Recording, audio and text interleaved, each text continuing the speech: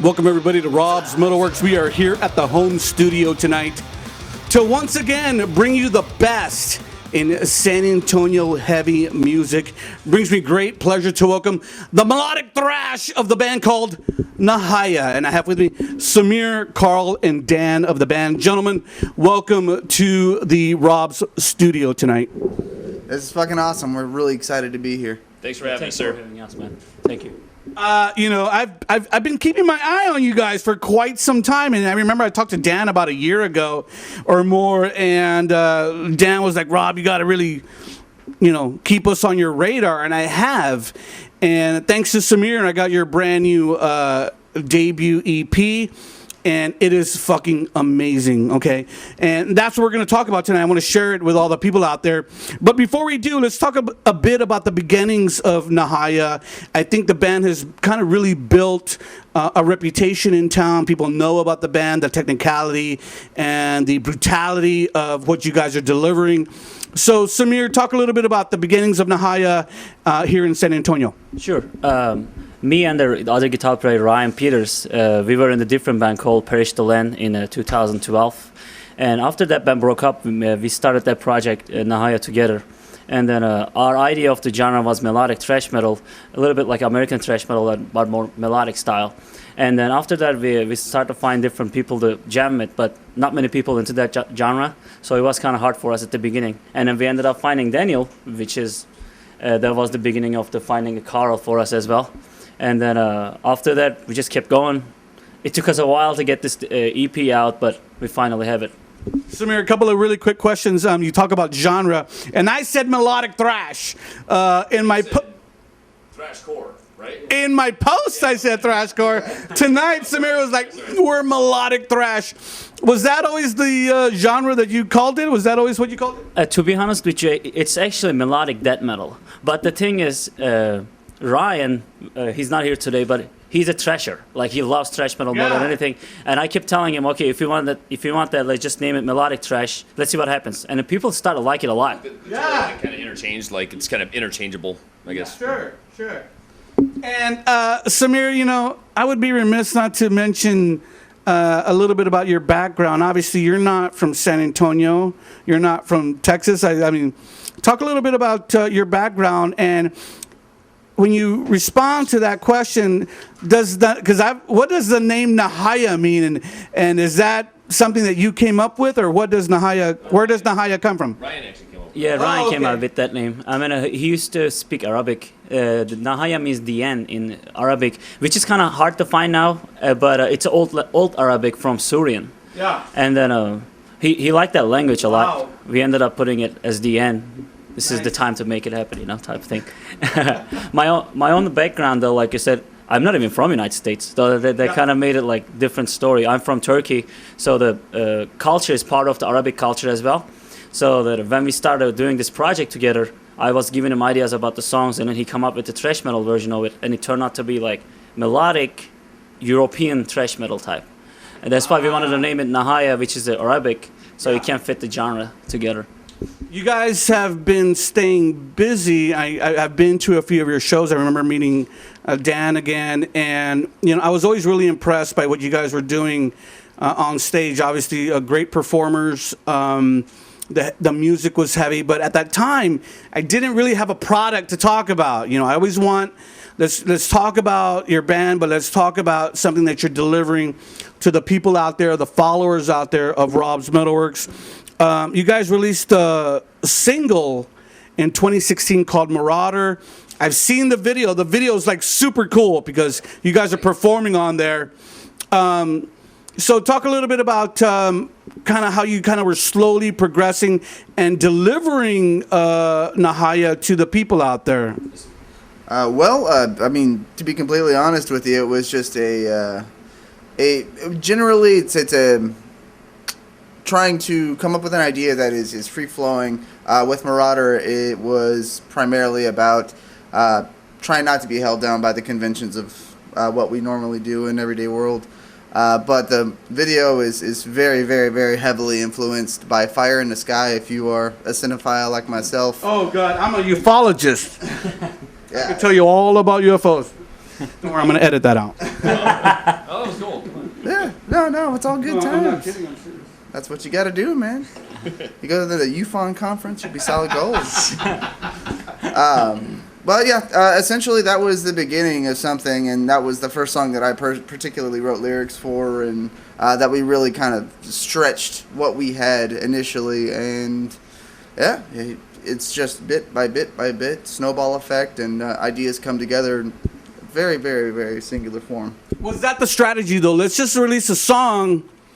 Let's get our feet wet with the public, and then maybe later on we'll do the EP. Was that the plan? That was the plan. Well, when we put out Marauder, we were working with another producer. We've gone through 3 producers trying to get this thing out, and so Marauder turned out great. It was fine. We released that. The rest of the material we weren't totally happy with. So so you did more recordings at that time of Marauder. Yes, there was more track, but that's the only thing we actually released off of that. Now I know. It's pretty much what you heard on the Transcendence EP, but just produced by a different guy. Something that you were not satisfied with. Yeah, not quite. So we moved on. We found Clifton. Well, should have gone with him to begin with, probably. I mean, I'm not going to say Clifton's not cheap. Clifton's not cheap. Maybe that's why you chose another producer. that. He's the best. Well, you get what you pay for. We were bargain hunting, and we spent money doing it. Oh yeah. I don't want to buy my tennies at Walmart. Yeah, no, I had originally suggested Cliff because I'd worked with him in the past Yeah. with my previous band, Give Me the Creeps. But, yeah, no, it's got to happen at one point or another. We got So the Marauder single Cliff did? no. No. That was that yeah. one song from the... Okay, so before we start talking about Cliff and Dead Room, let's talk about the EP, your debut EP, which just dropped on July 20th. Guys, I love it, and I told you off camera, I said that's why you're here at Rob's, because I'm a fan, and I've been jamming out to it since Semir said it to me, I think the day before the EP dropped on social media and all music outlets. So for all you people out there who want to get your hands on the brand new Nahaya, it just dropped on July 20th. It is called Transcendence. Be sure to look for it. Guys, an amazing release. I'm such a fan. Of course, it sounds great, but the songs are so brutal and heavy. Lots of guitar work in there. I love your vocals too, Carl. Let's talk about this release. How long was it in the works? And let's talk a little bit about, we talked a little bit about metallic or melodic thrash, but still, I mean, what were you guys going for musically on this record? When we started, it was 2015. It was a different engineer from San Antonio, Texas. But we weren't satisfied with the quality of the Marauder. That's what everything started. And we ended up going to another engineer in Houston. The same scenario. It wasn't good enough. And then we ended up going to Clifton. But when we started writing those songs, Ryan already had them before. And then we got the Daniel. He gave us ideas on the songs as well. He has a death metal background, so we kind of changed the style a little bit. And Carl is total from different genre, so he changed the whole thing. We were talking about that off camera. Yeah, and then which makes it perfect because we wanted to have a singer that who comes from a different genre, Sure. so he can create something new. And the Marauder, if you actually like sit down and listen to the song, it's not really a thrash metal song for vocal wise. It's pretty much Carl's style on a thrash metal song. So Right. that's what makes it so cooler for us. Token hardcore kid. Is that your background, Carl? More Hardcore, I mean, it spans a bunch. I was actually in a band in San Antonio that had a little bit of a following called Sworn to Secrecy. Oh, okay. It was a little weird, but I my like it. my teenage years were spent in the White Rabbit and everything. Yeah. Lyrically, though, Carl, are you the sole lyricist, or does everyone contribute? Okay, so Carl, we talk about transcendence. I mean, when I think about that holistically for this record, I'm thinking, we are moving on to bigger and grander. We are enlightened people now. In this day and age, it's really, we live in a bizarre day and age now. So that word is so impactful to me. When I first heard that the record was called Transcendence, I was like, man, that's what people need to do these days. Talk a little bit about what you were coming for with Transcendence. Well, thematically, Transcendence was basically, just kind of rising above a current situation or something that's holding you down. But above that, I do honestly, like the song itself, the title track, was written for a friend of mine that passed away at a way too early age. And, you know, it's up to us to pick up where they left off. So, I mean, you're not going to make them proud by being sad and depressed the whole time, you know? Yeah. So, yeah. rise above, move forward, and move on. And I told you guys off camera, my favorite song is Dig Deep. That's my track, man. I love it. Mine too. Yeah, mine too. And the cool thing about that song, actually, you said it. That Dig Deep, it wasn't even supposed to be an EP. So that we finished those 3 songs which is on the EP now, and then Ryan came up with that while we were recording and said, I have a song. You guys want to hear it? And if we hear it, then... Snuck it in. Yeah, we just snuck it in an EP. Oh, really? It was awesome. Is that Ryan's song, kind of? Yeah, Yeah, that's yeah. right. That one, like last minute. Actually, it's funny because we were saying like the EP's been like 3 years in the making, but like it was a whole different set of songs back then. Like the stuff that we actually released is maybe like two of the songs are from back then, and then like we just kind of wrote some more shit. It's like, yeah, we should do this instead. Even the songs are not even the same anymore. So some of them, The time that we took to release it, we've tightened it up the way that we want to, cut what we need, make it happen. we added solo sections. We made it very different things on the... Oh, the synth parts. Oh, yeah. That shit didn't exist back then either. Ryan, where are you? You should have been here tonight. Ryan, hi. Yeah, Ryan. I love you. No, man, in all seriousness, I wish you would have been here. You're a great guitar player, and I love your vibe, too. So now let's talk about Cliff. So you guys finally found the engineer to record this record. You know, Cliff is not new to our conversations here at the Rob Studio. He's done a lot of great work. He is becoming the premier guy in San Antonio, slowly but surely. And then on top of all that, he's just a good guy, you know. People love him, and you know, relationships are so important in this business. So, what do you feel kind of Cliff brought to the recording that you were missing with the other 2 people? Just a good ear. Like he knew what it needed. You know, we'd like these other producers we worked with. We'd finish tracking and we'd start getting mixes back, and we'd comment on them and change whatever. Like with Clifton, it was almost perfect with the first rendition of it. Like there were a few tweaks back and forth, but like he knew what we were going for, and he knew the sound we were trying to achieve. So the kickback with the other guys, was it the mix or was it? Yes, yeah, it was the mix. It's like And also, like, Clifton was just so respectful. When you and I and then Ryan, we went to meet him like for first time, and then we told him what's our plan for the song, and he loves the bands that we love, so that kind of makes it so cooler. Oh, yeah. And then No, he loves At the Gates. that's what the deal. And then since we're on the camera and then Clifton is gonna watch it, he knows that In Flames is better than At the Gates. Oh, okay, there we go. There we go. Those are some fine words right there. Yeah, Cliff's a great guy. That's great, man. I'm glad that you found, honestly, because you have to have that person at the back end to deliver what you guys envision for the band. So now the EP dropped on July 20th. You guys tonight drove up from the Valley, had a gig last night in the Valley. Obviously, you're out there working, supporting the record. What is the plan as the summer comes to an end? What is the plan to support Transcendence? Like I said, just keep gigging as much as we can. Just keep trying to put it out there and make it known, make it aware. Does that mean support regionally? Does that mean let's do a tour? Does that mean let's try to get a booking agent? I mean, what do you guys want to do? Because I think you guys are good enough to really be out there.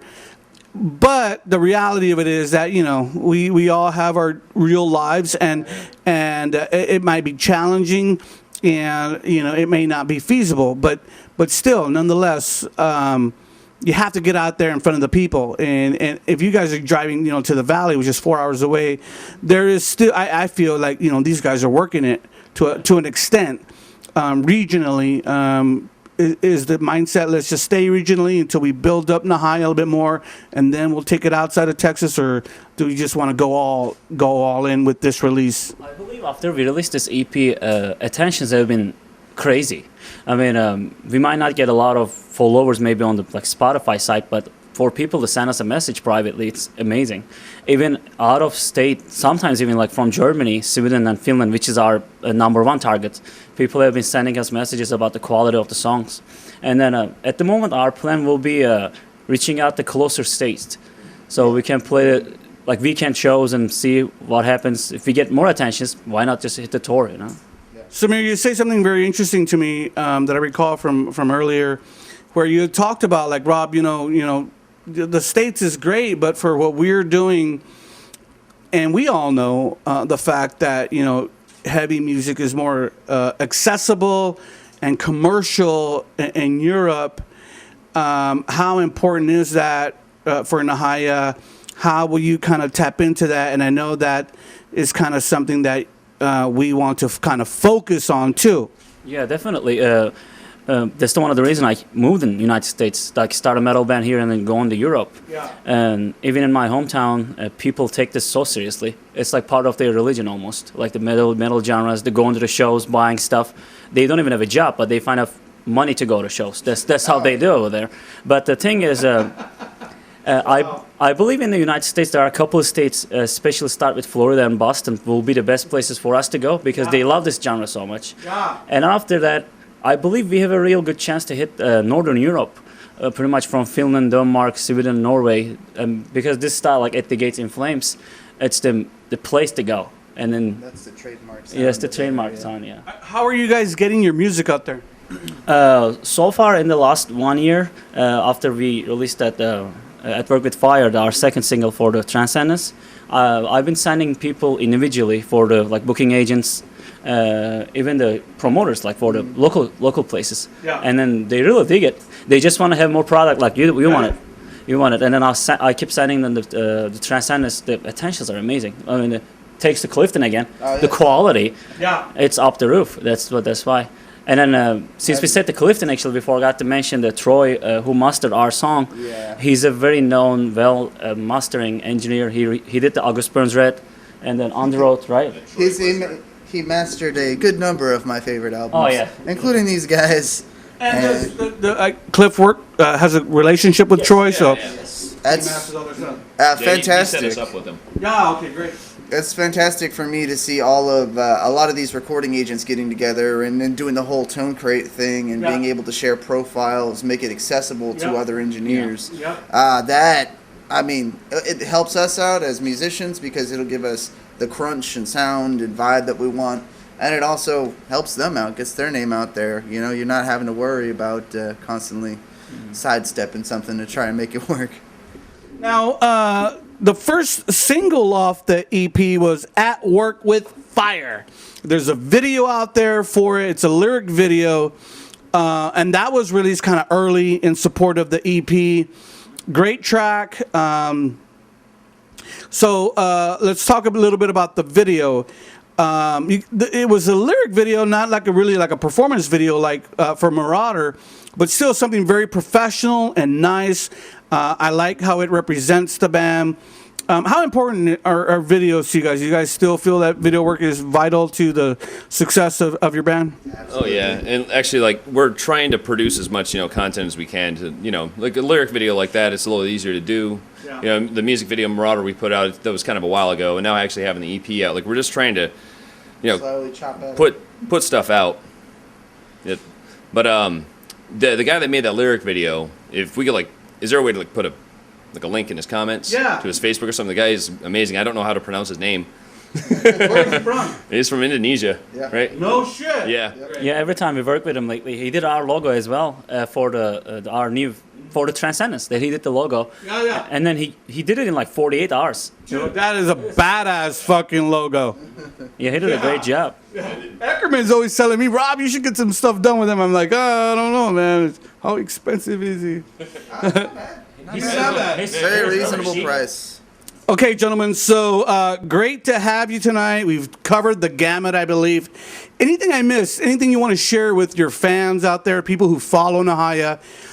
Anything upcoming with the band? Yes, for the Transcendence, like Daniel said, we try to put more product out, and then we promise all the people that who's been waiting for this EP, we're gonna have a second video, which is gonna be our second official video very, very, very soon.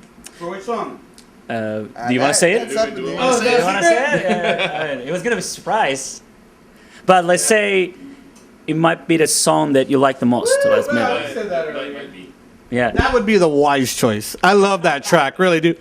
And I think a lot of people do too.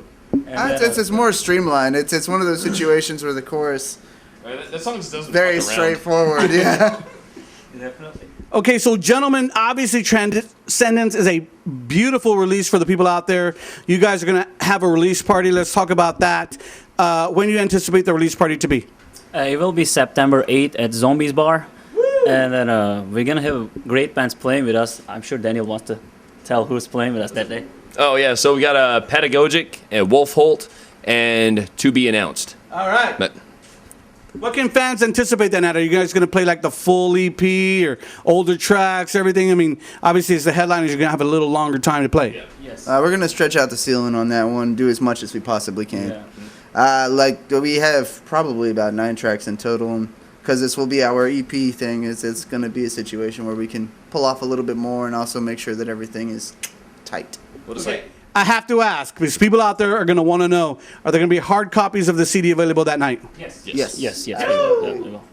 You better have one with a sticky with Rob Chavez's name on it, because I want one. Oh, yeah, that'll come. You'll get the advanced copy. All right. With all the bonus tracks, all 10 bonus tracks that you guys don't have. Guys, I like to make myself feel special. Awesome, gentlemen. I can't wait to be out there. I will go to Zombies. You know, I used to go to Zombies a lot, but, you know, I used to get all fucked up out there. I'm like, I can't drive home like this. it's too hard to get out there, get drunk, and drive home. I mean, Just kidding, don't drive drunk. the only thing that won't take a beating is your wallet. Reasonably priced. Very cash efficient. Good peeps out there. And the only reason I say that is the last time I was there, Tony Torres brought me like 3 Jaegers for me and my crew, like on the house. Like, Rob, drink up. I was like, oh, God, I got to drive home tonight. Maybe I'll have Noe come with us and he can drive us home. You can drive, right? Gentlemen, such a great time tonight. Thank you so much. I know you've had a long day gigging, traveling. You know, like here, we got to come to Rob's and do this killer interview. Thank you so much. Remember, everyone out there, the brand new one from Nahaya, the EP, is already out on the streets. It is called Transcendence. Be sure to go get it right now after you watch this interview. You saw the band only right here on Rob's MetalWorks. What will become?